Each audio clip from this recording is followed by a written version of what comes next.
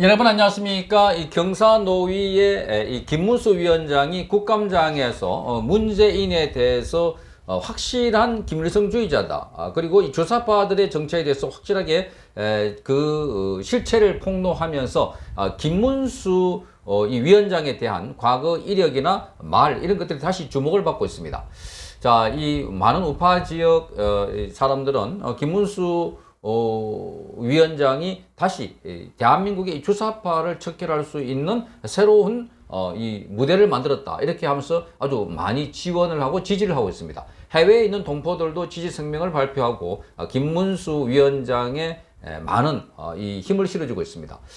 자, 그래서 뭐 혹자는 김문수를 차기 대통령으로 선출해야 된다. 또는 당 대표, 국민의힘의 당 대표가 돼야 된다. 이런 말까지 하고 있습니다. 그만큼 김문수 위원장의 영향력이랄까 이런 것이 최근에 시국과 맞아 떨어지면서 아주 폭발하고 있다. 이렇게 보여집니다. 그동안 주사파들이 대한민국을 장악하다시피 한 이 상황에서 이 질식하다시피 그야말로 우파 진영에서 그에 정면 대응하지 못하고 있던 이런 상황인데 그동안 쭉 제야에서 활동을 해왔던 김문수 위원장이 본격적으로 경사노위 위원장이 되면서 본인의 갖고 있던 그런 기본적인 철학, 이런 원칙, 소신을 밝혔다는 점에서 많은 주목을 받고 있습니다. 과거에 김문수 위원장이 국회에서 한 발언이나 또는 박정희 전 대통령에 대해서 추모식에서 본인이 추도사를 했는데 이게 지금 원고가 SNS에서 활발하게 퍼날라지고 있습니다.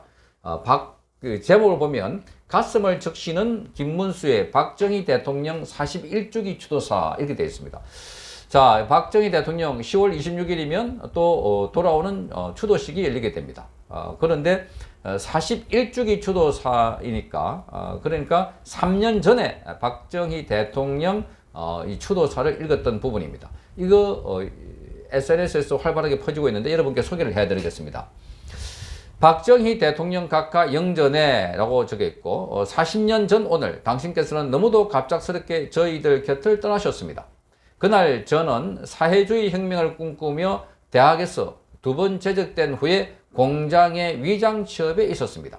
한일공업 노동조합 분회장으로서 출근길 지하철 바닥에 부러지는 박정희 대통령 유고 이 호해를 보고 깜짝 놀랐으면서도 한편으로는 이제 유신 독재가 끝나고 민주화가 되겠구나 가슴이 두근거리기도 했습니다. 저는 고등학교 3학년 때 당신의 삼선 개헌에 반대하는 시위로 무기정학되었습니다. 교련 반대, 유신 반대로 대학을 주변 2번 쫓겨났습니다. 경부고속도로가 히틀러의 아우토반처럼 독재 강화의 수단이라는 운동권 선배들의 가르침대로 저도 반대했습니다. 그러나 36년 뒤 제가 도지사가 되었어야 경기 북부 전방지역 발전을 위해서 고속도로 건설이 필수적임을 깨닫고 당신의 성견지명에 반대했던 제가 너무 부끄러웠습니다.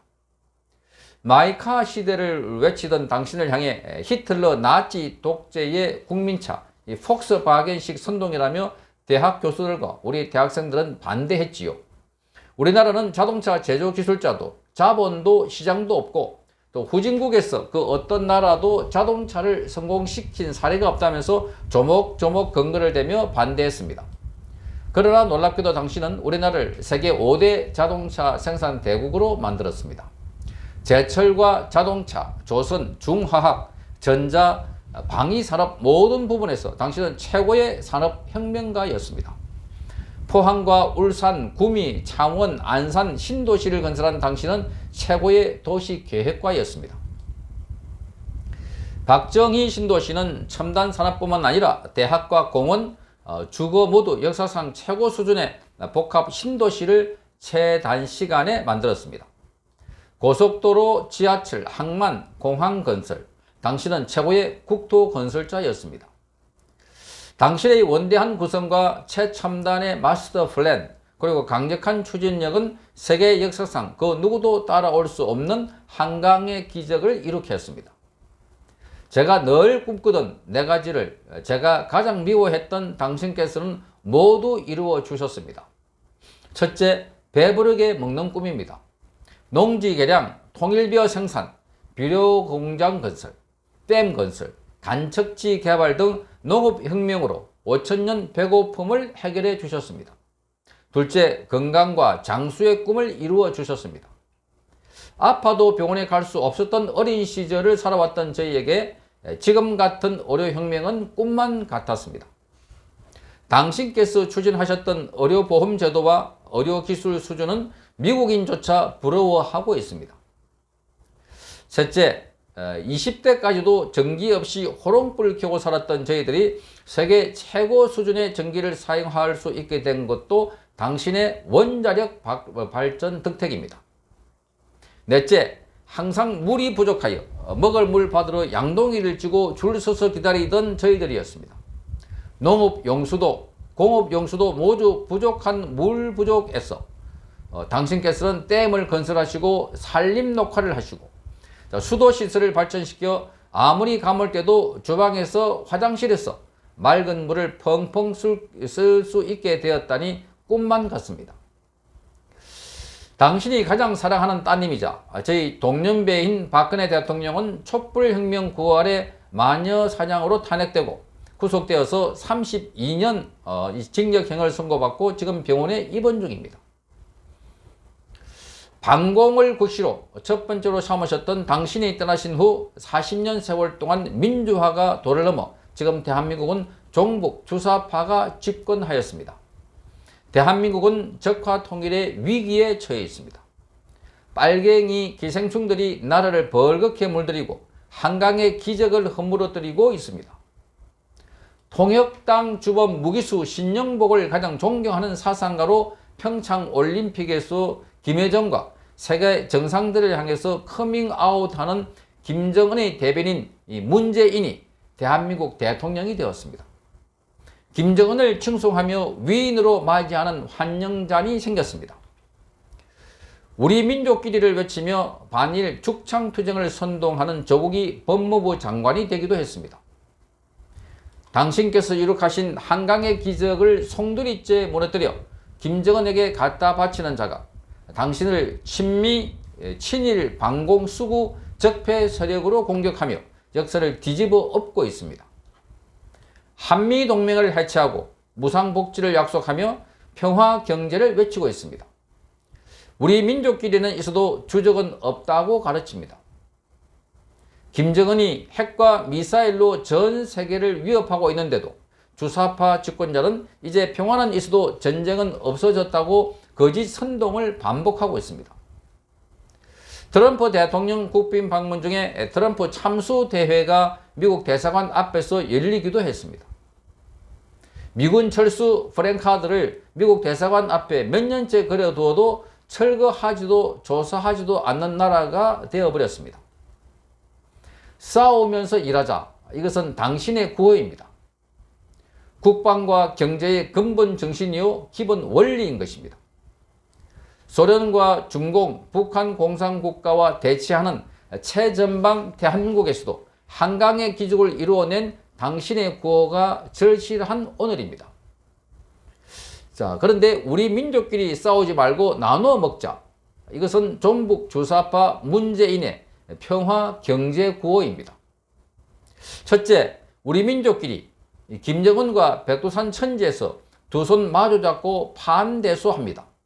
김정은은 갑자기 싸울 상대가 아니라 우리 민족끼리 퍼주기 대상이 되어 버렸습니다. 김정은의 핵무기는 폐기 대상이 아니라 미제국주의자와 일제 침략 세력에 맞서는 우리 민족의 보검이 되어버렸습니다. 둘째, 문재인은 평양까지 김정은을 찾아가서 9.19 평양 군사합의서로 NLL 그리고 비무장지대와 정찰 비행까지 김정은에게 다 내주어 버렸습니다. 셋째, 경제와 일자리의 주축인 기업을 적폐 세력으로 몰아다 죽이고 있습니다. 집권 세력인 민주노총의 강성 만성 파업 시위로 기업은 문을 닫고 자본 해외 도피가 대세가 되어버렸습니다. 넷째, 당신을 따라서 싸우면서 일하자고 하면 시대착오 수구 꼴통 취급당하는 세대가 되어버렸습니다. 일하지 않고 잘 사는 개인도 기업도 국가도 없음을 절감하신 당신이 외치던 싸우면서 일하자 하는 외침이 그리운 오늘입니다.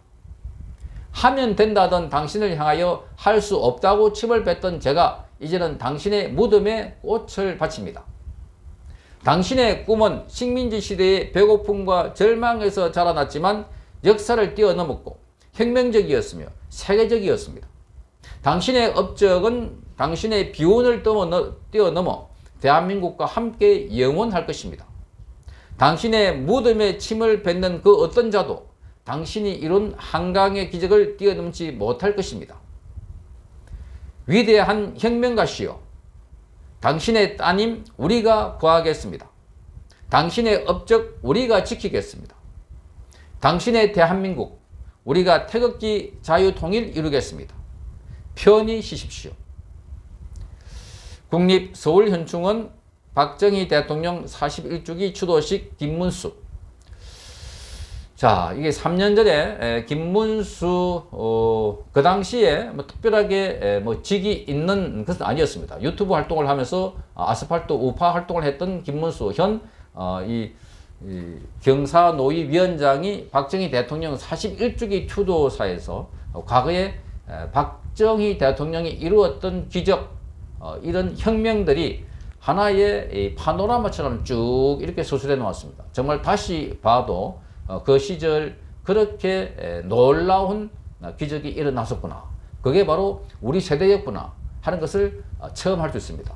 자, 이런 것들을 서양에서는 1세기, 2세기, 100년, 200년 그 이상 시간 걸려서 이룩했지만 박정희 대통령 시대, 불과 통치는 18년 했지만 이렇게 이루어낸 것은 뭐 20, 30년, 30, 40년 안에 압축 고도 성장을 해서 그래서 한반도 땅이 생기고 난 이래로 처음으로 절대 빈곤에서 벗어났던 것입니다.